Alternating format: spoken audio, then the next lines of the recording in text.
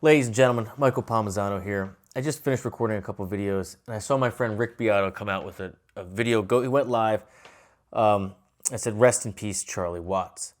Immediately, I'm transported back to my car, cranking "Miss You" live over and over and over again. There's something about Charlie's groove, which in my mind just made the band. I mean, one of the main reasons that I was always kind of a Stones person over a Beatles person, I know you don't have to pick one or whatever, is that it was more of a rock and roll band. It was more about the groove. Just like I felt, John Bonham, kind of was the power behind Led Zeppelin, even though it took all of them. It was that groove, that unmistakable funk, right? That just attracted me. And Charlie had that in spades with the Rolling Stones. One of the things that I always, dinging me again, one of the things that I always loved about Charlie is he would pick the hi-hat up, he would pick the hi-hat up when he would hit the snare, right? And just that little bit of space gave the groove enough air to blossom and kind of become that thing that you just can't not move to. Because at the end of the day, rhythm is king. If you can't get the people dancing, if you can't get the butts moving, you are not doing your job in a rock and roll band. So I go on YouTube, I search "Miss You" live.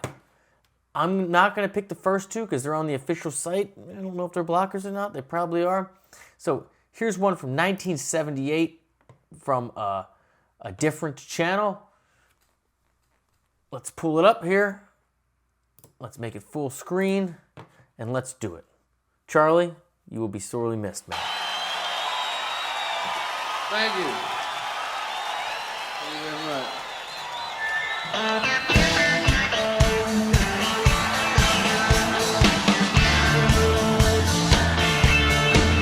The bass line.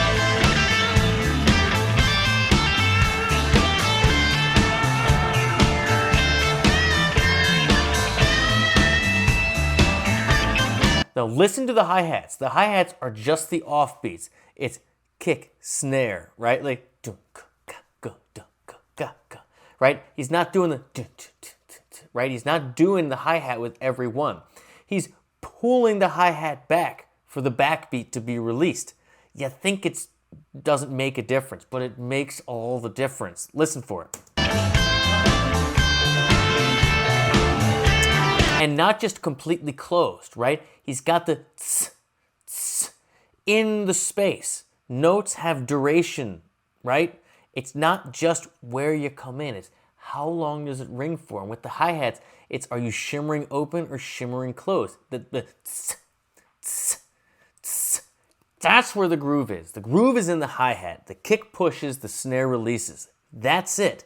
That's why these great rock and roll drummers, I think sometimes are underappreciated because of the simplicity, the quote-unquote simplicity of the grooves. But it is the whole thing. It's everything. Listen for it.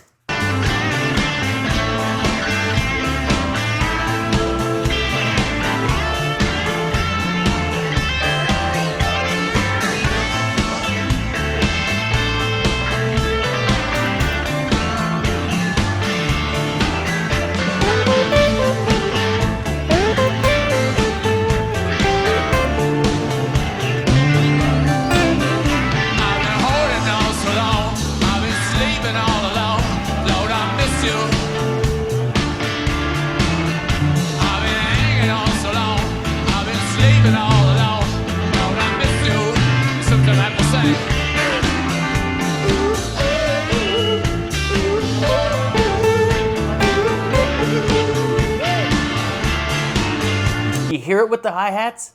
Do you hear it? That's the real stuff right there. That's the real funk. Harmony-wise, A minor and D minor.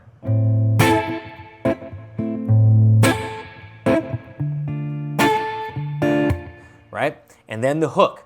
Again, this is always the thing. What makes a hook? What makes a hit a hit?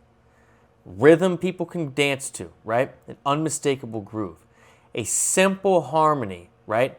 That gets pulled together by a melody non-musicians can hum in the car on the way home.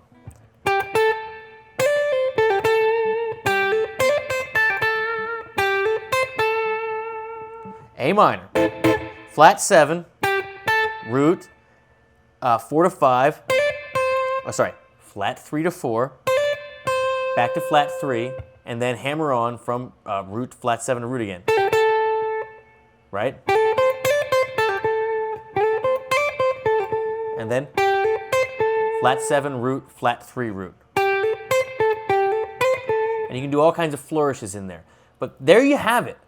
That's a rock and roll formula right there. That is a Rolling Stones hit song kind of formula. You got a driving backbeat with the bass having that boom, boom, boom, boom, boom, boom, boom, boom, right there.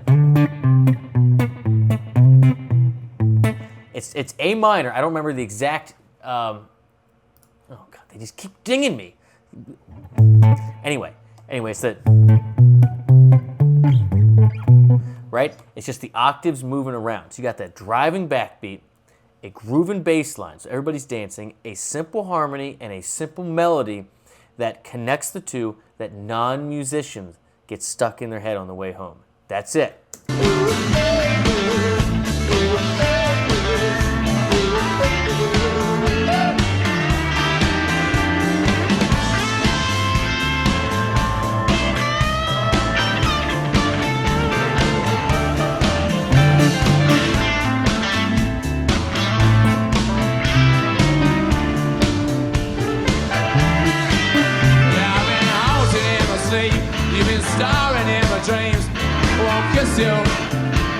What a banger. Yeah, I've been waiting in the hall, waiting on your call.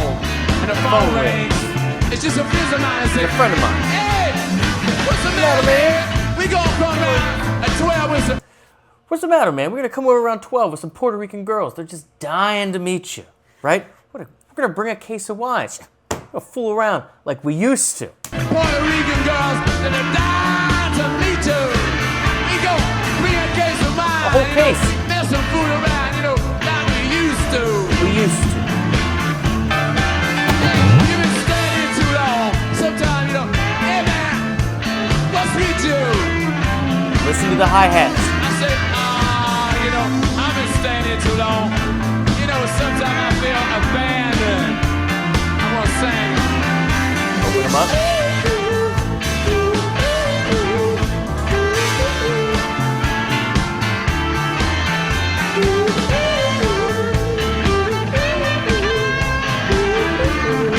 By the way, it's also worth pointing out here that, you got 3 guitars on stage here and bass. You watch Keith in the middle, right? And listen to where his parts coming in. They're not all playing the same thing. This is a classic example of a rhythm section where you have specific parts.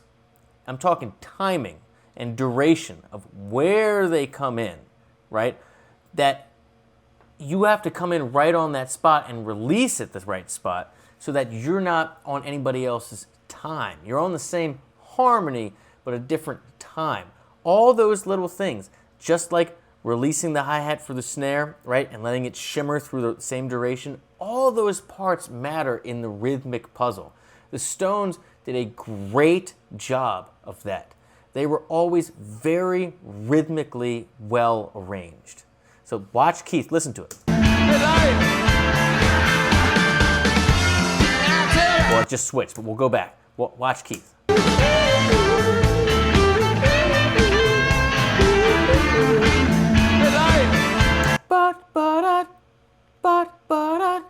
Right?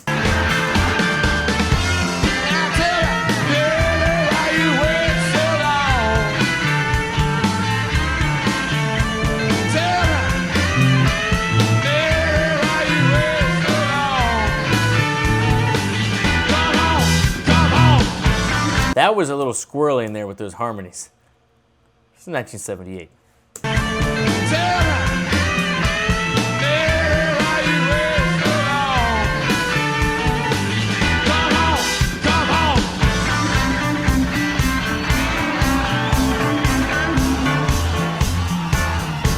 hunting.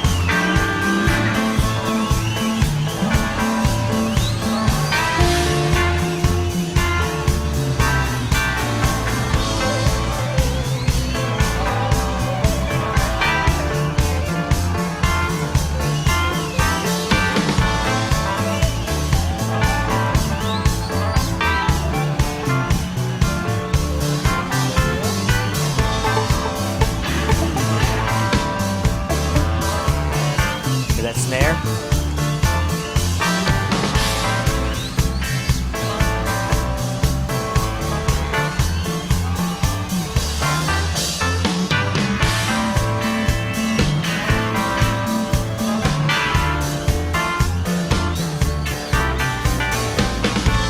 Snare releases the beat. Oh. He's saving it, he's saving it.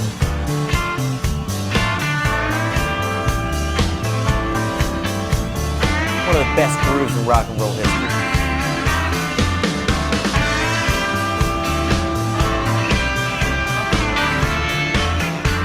Now it's every time.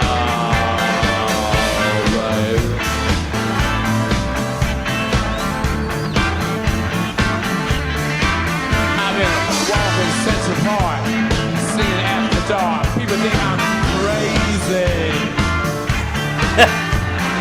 Shut me That was the best. crazy. Alan Mick. Shut me into the street. Shut me on my feet. People ask me, what's the matter with you, boy? Sometimes I just sing to myself. You know what I'm saying?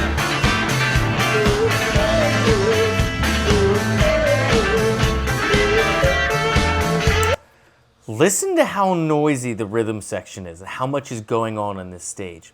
It is Charlie, right? And Keith really, okay, so it's the bass and the drums, you know, but like listen to all what's happening in the guitars. It is loose, it is wild, it's sloppy at some moments, more than a few moments, but it is, I mean, the drums and that walking bass line are driving it, and he's just owning the crowd. And that little hook, just where you just whistle, right? That's all you need with those bass and drums when you have a groove like that. It's a hook, man. It's a hook. It's a hit. However you want to do it. This is textbook. One of my favorite grooves ever. Love this groove.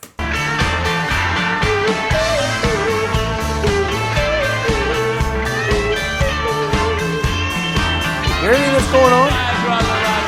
Yeah, right there.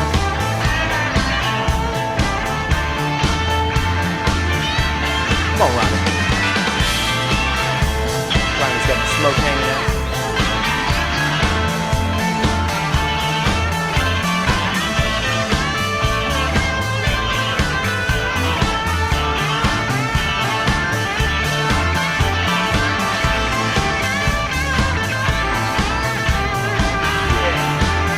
Hold me down.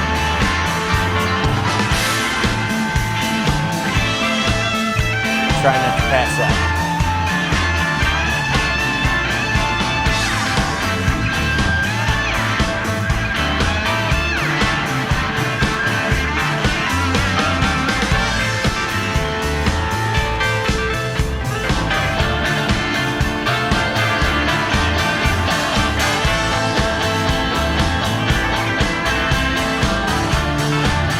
Tell you, listen to those drums. Put the snare on the kick too. Very P-funk. Some serious funk.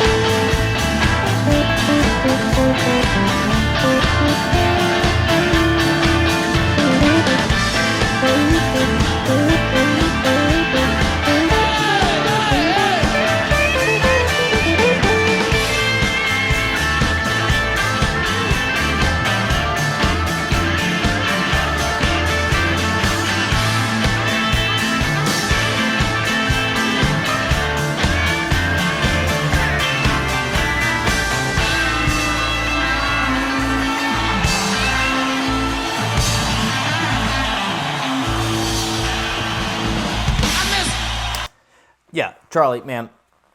I don't think a lot of people realize how much funk is in your drum tracks, man. To me, that is all on the one. It's foot, foot, foot, foot. Hi-hat in the offbeats, perfect spread on the tss, tss, releasing on the snares. You're not hitting the hi-hat with the snare most of the time. Pushing that, releasing that groove across the bar line. That's the funk. That's real rock and roll. You tie that with a killer bass line, simple harmony, and a melody non-musicians get stuck in their head and can sing or whistle in the car on their way home. You got a rock and roll hit. You got a stadium anthem. That's it. Miss You's a perfect formula. We're going to miss you, Charlie. Rest easy, brother. Cheers.